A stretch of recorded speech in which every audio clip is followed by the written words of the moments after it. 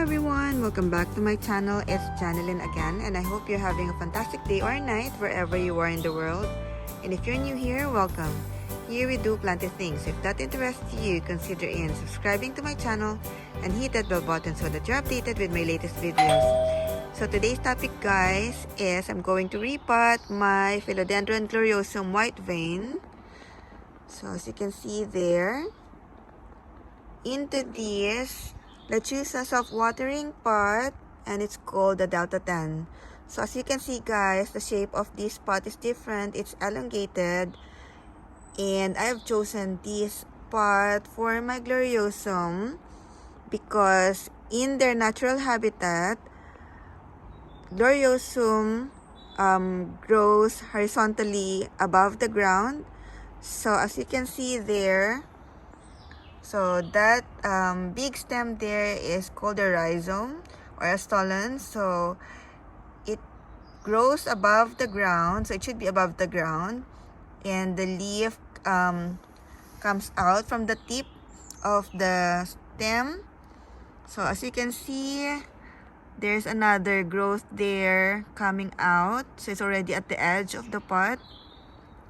And then there's another new leaf here. So this one is about to open. It's already unfurling. As you can see there, isn't it gorgeous?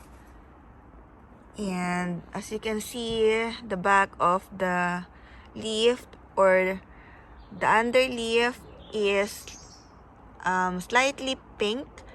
So I think it's turning more pink now. So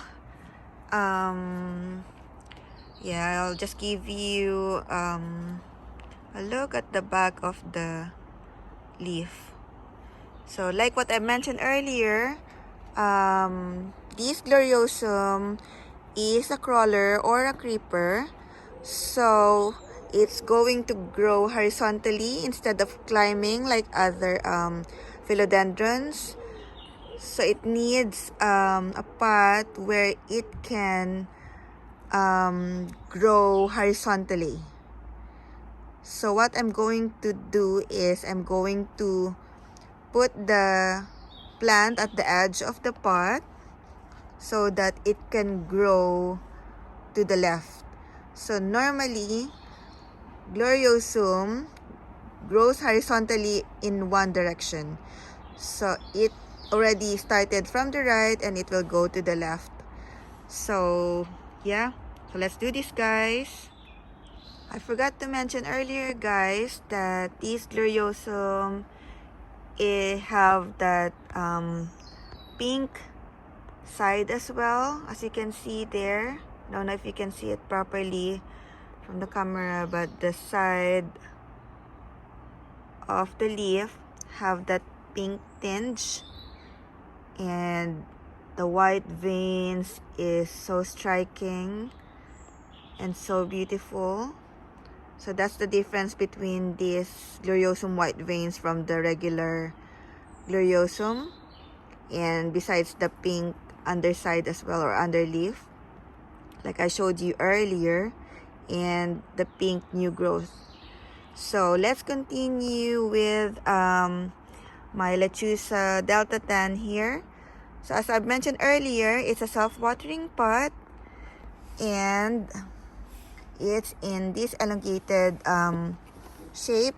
So let me show you the back part.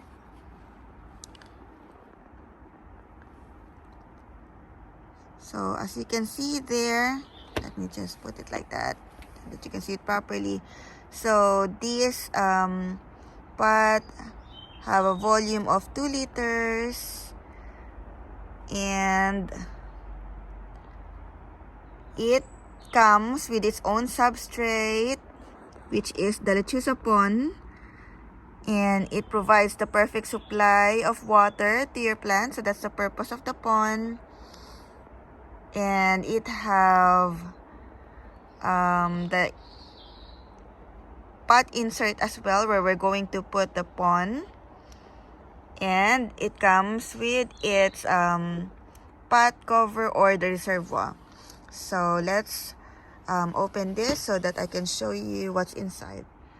The size of this pot is 30 centimeters in length and 11 centimeters in wide and 13 centimeters in height. So it's a perfect size for my Gloriosum. So let's open this so that we can see what's inside. So underneath the cardboard covering or the paper covering of the Lechuza, you can see the instruction there of what you should be doing. So you should put the Lechuza Pon on the pot insert first, and then you can use it as pure pon, that means all pon inside, as a substrate or alternative for soil, or you can use soil on top and then pon at the bottom. So there you go, there's the instruction that you can see.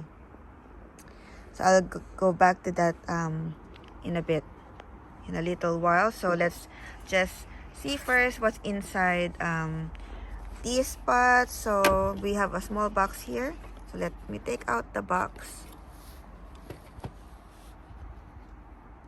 Let me just open this box. So the box contains the Lechuza Pon or the substrate that we're going to be using, and the parts of the water level indicator and the assembly instructions inside. So there you go. We have the parts of the water level indicator here. So I'm going to show you how to assemble the water level indicator. Alright guys, so we're just going to put this on this black tubing here. So it's going to be like this. It's going to be like that, and we're going to remove the insert, the pot insert. Let me just take it out, and we're going to put it here. You can see there.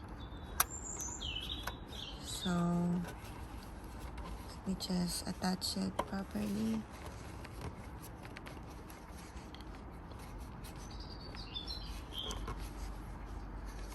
Make sure that the red stick goes out of the hole here. Let me just put it there first. So like this, guys. Make sure that it's sticking out there because that's our water level indicator. So better just put it like that first before you insert this black cover, so that we're sure that it's placed properly. So we're going to put it back here. So this is our pot insert, and this one is going to be our plant cover and reservoir at the same time. So when we're finally using the self-watering pot, we can put the water there, and this pot insert is going to be on top of it, so the plant is not sitting on water. And as you can see, there are holes here as well, so it's going to get the water from there.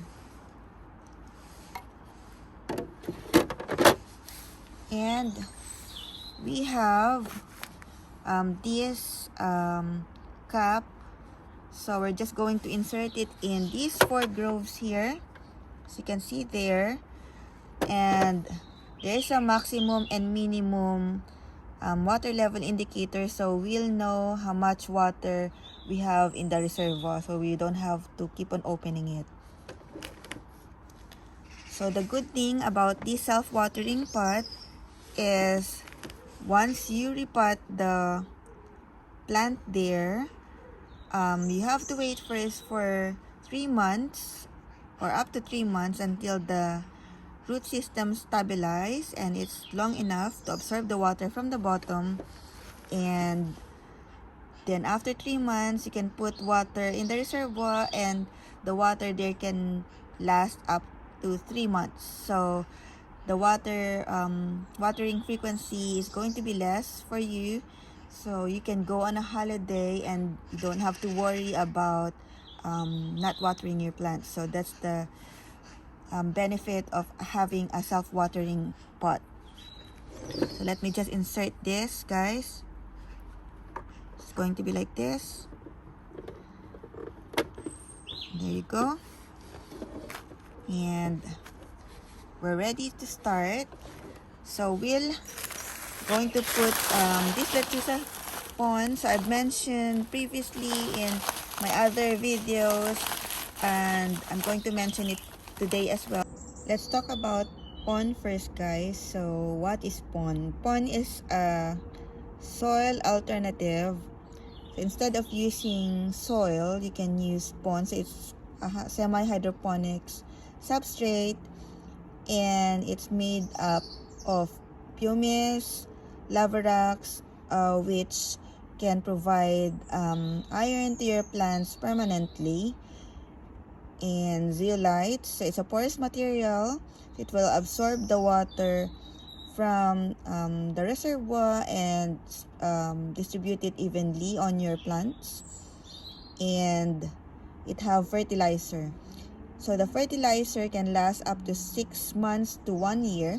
You don't have to worry about fertilizing your plants during that time. And after that, then you can use your preferred liquid fertilizer. So you can use Pon on its own. So you can plant your plant on Pon alone, or you can mix it with soil, or you can mix it with any other substrate. So my Philodendron Gloriosum is in arid soil mix at the moment. So I put Pon on top and at the bottom of the pot, and I'm going to transfer it to pure Pon. So then I'll see how it likes it, and if it's going to be thriving in just pure Pon. So let's start replanting, guys. I'm going to put the Pon inside the insert pot first. So we're just going to put it like that.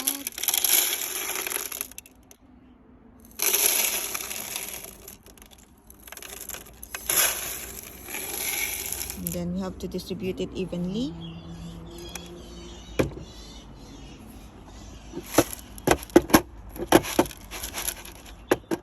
So I have rinsed the Pon at the bottom of the pot, and then we're going to put the Gloriosum on top of the Pon.